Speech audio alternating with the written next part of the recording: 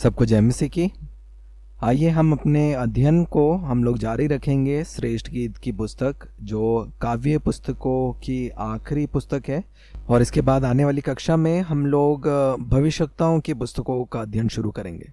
पिछली कक्षा में हमने सामान्य परिचय जो है श्रेष्ठ गीत के बारे में, उसकी रूपरेखा और उसका जो मुख्य उद्देश्य है इसके विषय में हमने सीखा था।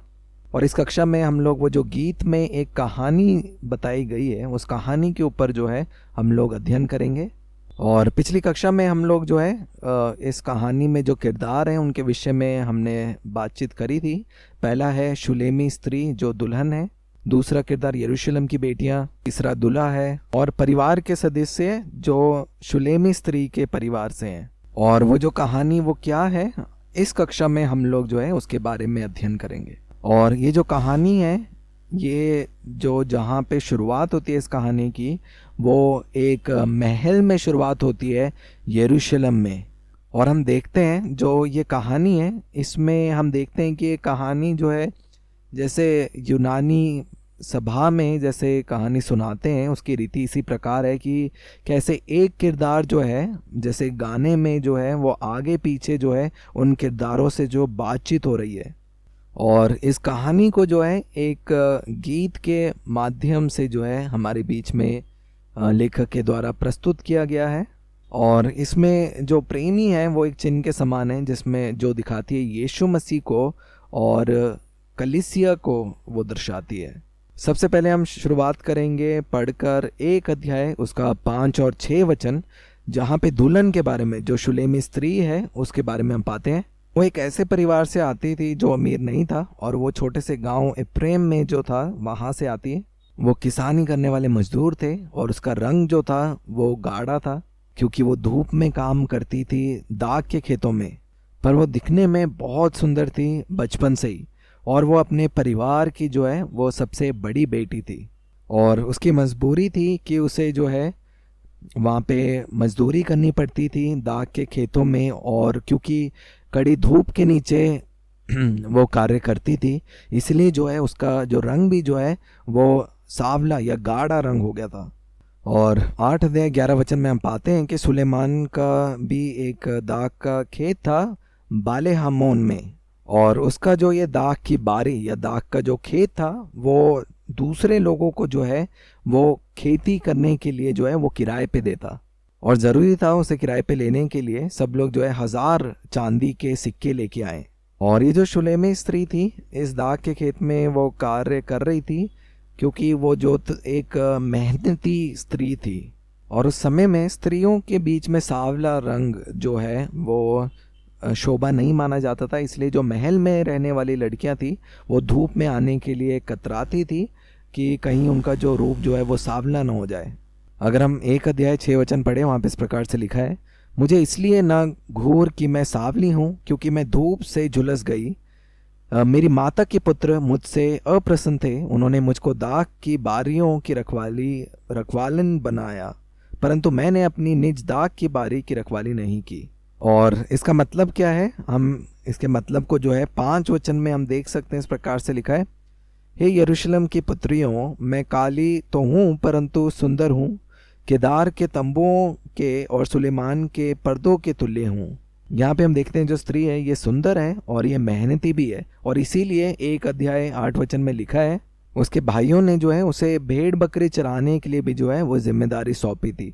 तो वो दाख की बारी में भी काम करती थी, और उसके साथ ही जो काम उनके भाइयों ने दिए थे वो भेड़ बकरियों की रखवाली चरवाने के लिए वो भी कार्य जो है वो करती थी। हम पढ़ सकते हैं 1 अध्याय 8 वचन में इस प्रकार से लिखा है, हे स्त्रियों मैं सुंदरी, यदि तू ये ना जानती हो तो भेड़ बकरियों के खुरों के चिन्हों पर चल और चरवाहों के तंबुओं के पास अपनी बकरियों के बच्चे को चरा। तो ये जो स्त्री थी ये दाख की बारी में भी कार्य करती थी और भेड़ बकरियों को भी चराती थी। और जिस स्थान में ये जो स्त्री कार्य करती थी वो स्थान जो है वो यरूशलेम और दमिश्क के बीच में जो रास्ता था, उस रास्ते के बीच में यरूशलेम और दमिश्क के जाने के रास्ते में जो है वो जगह पड़ती थी। और जब ये शुलेमी स्त्री वहाँ पे दाख के बारियों में कार्य करती, वैसे तो वो अक्सर जो है कार्य में व्यस्त रहती, लेकिन जब भी वो अपने चेहरे को ऊपर करके देखती तो उसे बहुत सी पालकियां जो है वो सफ़र में जाते हुए देखती। और अगर हम 3 अध्याय 6 वचन में देखते हैं तो वहाँ पे इस प्रकार से लिखा है, ये क्या है जो धुएं के खंबे के समान गंधरस और लोबान से सुगंधित और व्यापारी की सब भांति की बुकनी लगाए हुए जंगल से निकला आता है। देखो, ये सुलेमान की पालकी है, उसके चारों ओर इज़राइल के शूरवीरों में के 60 वीर चल रहे हैं। वे सबके सब तलवार बांधने वाले और युद्ध विधा में निपुण हैं। प्रत्येक पुरुष रात के डर से जांग पर तलवार लटकाए रहता है। और हम यहाँ पे देखते हैं जो शुलेमी स्त्री थी वो जो है अक्सर जो है वो गहने भी देखती थी और वो इत्र को भी सूंघती थी जो वहाँ पे पालकियों में दूसरी स्त्री जो गुजरती थी। उसके पास जो था ये सब सुविधा नहीं थी, लेकिन वो अक्सर ये कल्पना करती थी और सपना देखती थी कि एक दिन उससे भी जो है ये सारी चीज़ें मिलेंगी। और अक्सर जब वो स्त्रियां गुजरती तो वो सुगंध भी जो है वो सूंघ सकती। और यीशु मसीह के जन्म और मृत्यु के समय की अगर हम तुलना करें तो यीशु मसीह के जन्म में भी वो जो महान लोग, बुद्धिमान लोग जो आए वो भी इत्र लेके आए, और यीशु मसीह के कब्र में भी जो स्त्रियां थी वो इत्र लेके आए। तो ये एक सामान्य एक प्रथा थी। और एक समय जब ये शुलेमी स्त्री भेड़ बकरियां चरा रही थी, एक जवान पुरुष जो है वो वहाँ से गुजरा। और जब वो जवान पुरुष जब वो वहाँ से गुजरा तो उस स्त्री को देखकर जो है उसे जो है वो पहली नज़र में प्यार हुआ। और उस पुरुष ने जो चरवाहा लड़की को देखा तो उस समय अपना दिल जो है उसे दे दिया। हम देख सकते हैं 8 अध्याय 5 वचन में, वहाँ पे इस प्रकार से लिखा है, सेब के पेड़ के नीचे मैंने तुझे जगाया था। तो यहाँ पे देखते हैं वो प्रेम की शुरुआत हुई थी। और 6 वचन में हम पढ़ते हैं कि कैसे वो प्रेम जो था वो मृत्यु के तुल्य सामर्थ्य था। 2 अध्याय 2 वचन में इस प्रकार से लिखा है, जैसे सोसन फूल कटीले पेड़ के बीच वैसे ही मेरा प्रिय युवतियों के बीच में है। 4 अध्याय 1 वचन यहाँ पे लिखा है, हे मेरी प्रिय तो सुंदर है, तो सुंदर है। और ये एक अच्छा चिन्ह है, आपको मालूम है, उस प्रेम का जो यीशु मसीह और कलीसिया के बीच में है, क्योंकि यीशु मसीह ने हम सभी से प्रेम किया और अपने प्राण को मेरे और आपके लिए दे दिया। अध्याय 2 और उसके 7 वचन में देख सकते हैं कि लिखा है कि मुझे तेरे शरण में रहना बहुत पसंद है।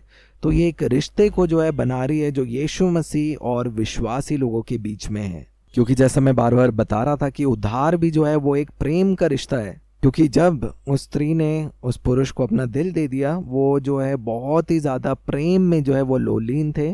और इस बात की पुष्टि के लिए हम 2 अध्याय 16 वचन में देख सकते हैं, लिखा है, मेरा प्रेमी मेरा है और मैं उसकी हूँ, वह अपनी भेड़ बकरियां सोसन फूलों के बीच में चराता है। और ये जो है उस प्रेम को दर्शाता है, उस चिन्ह को जो यीशु मसीह और प्रत्येक लोगों के बीच में है।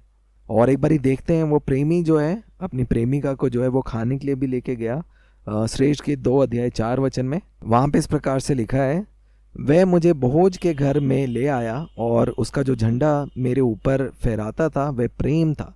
और जब वो ये भोज में आए थे तो जो स्त्री है उसको ये मालूम हुआ कि जो है साधारण चरवाहा नहीं है, लेकिन वो एक महान और एक ऐसे खास तरीके का चरवाहा है जिससे पहले उसने नहीं देखा था।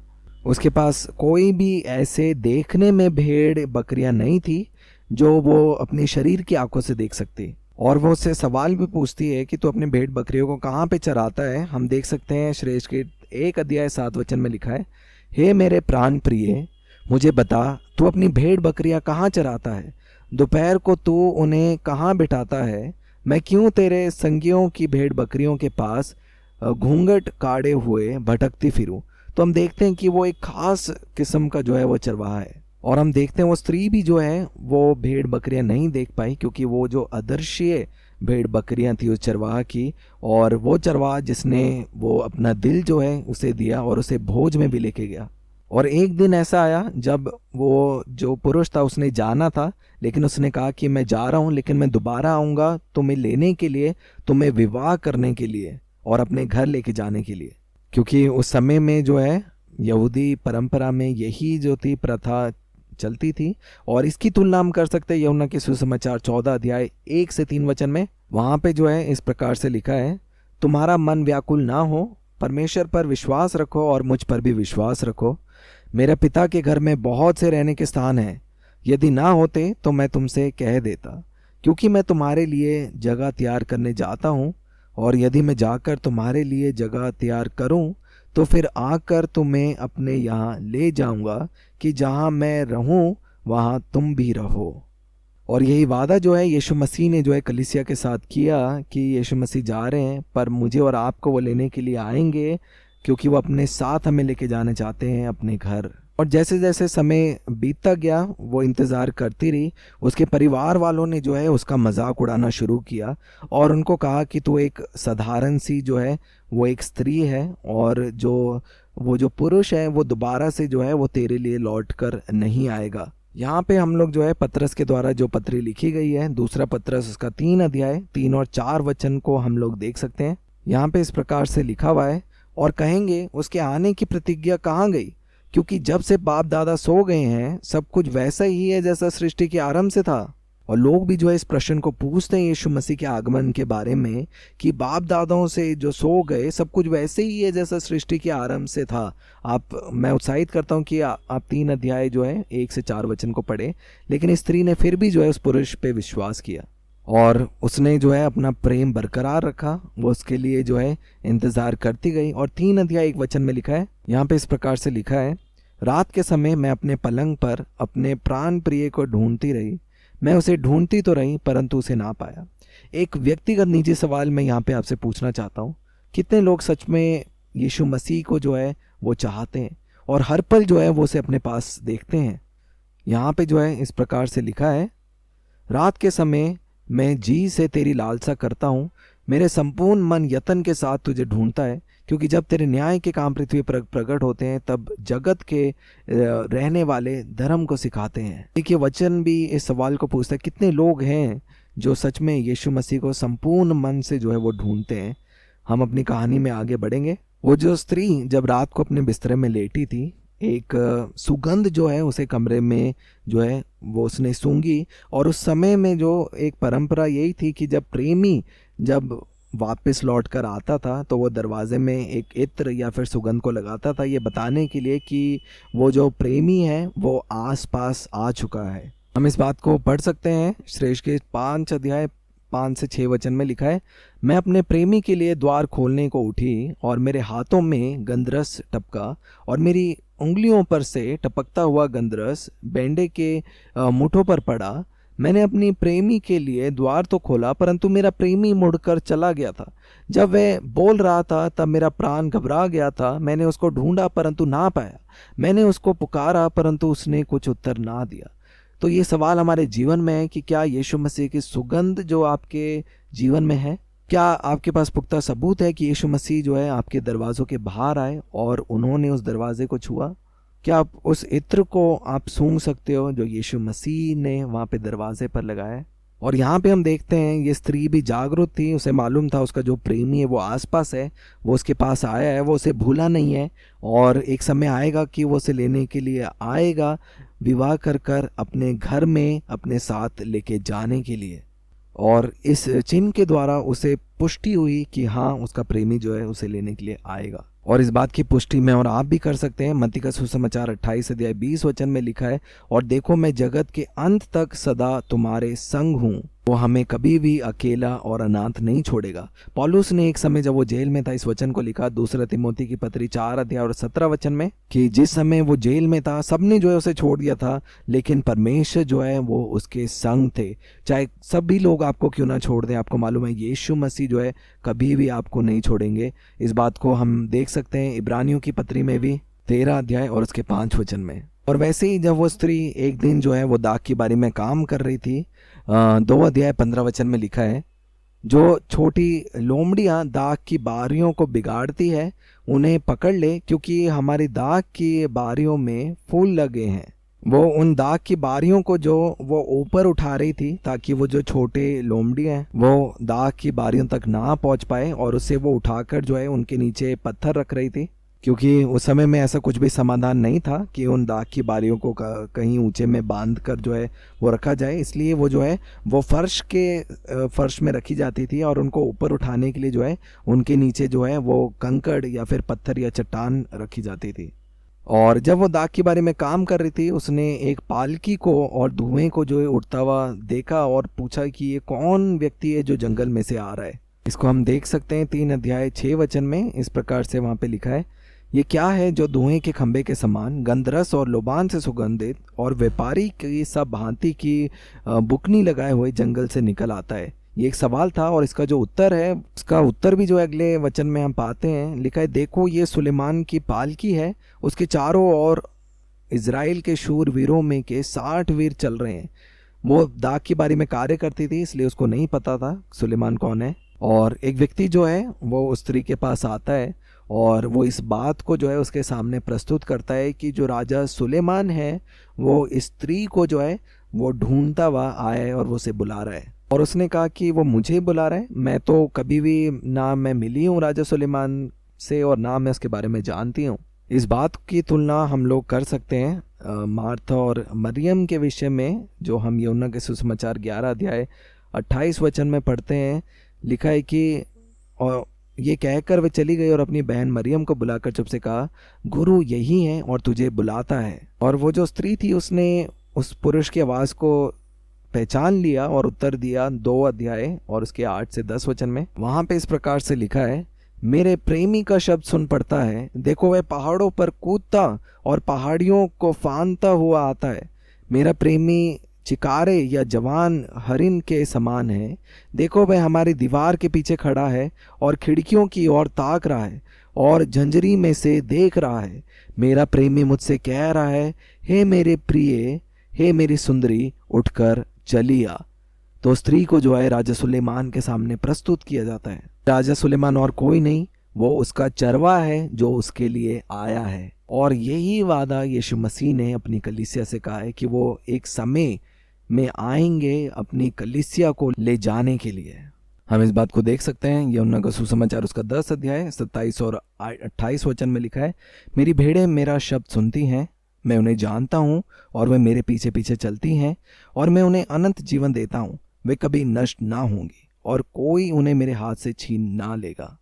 और इस बात को पौलुस भी जो है अपनी पत्री में लिखता है, पहले थिस्सलुनीकियों की पत्री उसका 4 अध्याय उसका 16 वचन में देखेंगे तो लिखा है, क्योंकि प्रभु आप ही स्वर्ग से उतरेगा, उस समय ललकार कर और प्रधान दूत का शब्द सुनाई देगा और परमेश्वर की तुरी फूकी जाएगी और जो मसीह में मरे हैं वे पहले जी उठेंगे। तब हम जो जीवित और बचे रहेंगे उनके साथ बादलों पर उठा लिए जाएंगे कि हवा में प्रभु से मिले। और जब हम श्रेष्ठ गीत की पुस्तक उसका 2 अध्याय उसका 11 से 13 वचन में देखते हैं तो इस प्रकार से लिखा है, क्योंकि देख जाड़ा जाता रहा, वर्षा भी हो चुकी और जाती रही है, पृथ्वी पर फूल दिखाई देते हैं, चिड़ियों के गाने का समय आ पहुंचा है और हमारे देश में पिंडुक का शब्द सुनाई देता है। अंजीर पकने लगे हैं और दाखलताएं फूल रही हैं, वे सुगंध दे रही हैं, हे मेरे प्रिय, हे मेरी सुंदरी, उठकर चली आ। ऐसे ही जल्दी एक समय आने वाला है जब यीशु मसीह दोबारा से आएंगे हमें लेके आने के लिए। क्या हम उस समय संसार की चीज़ों में हम लोग व्यस्त रहेंगे या हमारी आंखें जो हैं वो यीशु मसीह के आगमन की ओर लगी हैं? मान लीजिए अभी जो है यीशु मसीह हमें लेने आ जाते हैं तो क्या आपका हृदय आनंद से भरेगा या वो शोक होगा? या क्या आप लोग आनंद के साथ जो है आप इंतज़ार कर रहे हैं यीशु मसीह के आगमन का? क्योंकि वचन में इस प्रकार से लिखा है, हे मेरे प्रिय, हे मेरी सुंदरी, उठकर चली आ, हे मेरी कबूतरी, पहाड़ की दरारों में और टीलों के कुंजे में मुझे अपने मुख देखने दे। तो मैं और आप उस पहाड़ के टीले के कुंज में छुपे गए हैं जब तक कि तूफान जो है वो बीत ना जाए। और 14 वचन में हम इस प्रकार से देखते हैं, लिखा है कि मुझे अपना मुख देखने दे, मुझे अपना बोल सुनने दे, क्योंकि तेरा बोल मीठा और तेरा मुख अति सुंदर है। और अध्याय 2 उसके 4 वचन में इस प्रकार से लिखा है, वह मुझे बोझ के घर में ले आया और उसका जो झंडा मेरे ऊपर फहराता था वह प्रेम था। तो उद्धार जो है वो एक प्रेम का रिश्ता है जो शुरुआत हुआ क्योंकि उसने हमसे पहले प्रेम किया। और इस बात को हम नहीं जानते कि क्यों उसने हमसे प्रेम किया, इतना जानते हैं कि वो अनुग्रह है। 6 अध्याय 8 वचन में लिखा है, वहाँ 60 रानियां और 80 रखेलियां और असंख्य कुमारियां भी हैं, परंतु मेरी कबूतरी मेरी निर्मल अद्भुत है। तो ये जो थी ये कहानी थी श्रेष्ठ गीत की। और आखिर में हम नीति वचन की पुस्तक उसका 31 अध्याय 29-30 वचन भी पढ़ सकते हैं, जहाँ पे लिखा है, बहुत सी स्त्रियों ने अच्छे अच्छे काम तो किए हैं परंतु तू उन सभी से श्रेष्ठ है। शोभा तो झूठी और सुंदरता व्यर्थ है, परंतु जो स्त्री यहोवा का भय मानती है उसकी प्रशंसा की जाएगी। तो ये जो थी कहानी श्रेष्ठ गीत के बारे में। मैं आप सभी को उत्साहित करता हूँ कि व्यक्तिगत आप इस पुस्तक को आप ज़रूर पढ़ें और वो जो कहानी है और बेहतर रीति से आप समझें। आप सबका धन्यवाद सुनने के लिए। परमेश्वर पिता आप सभी को आशीष दे।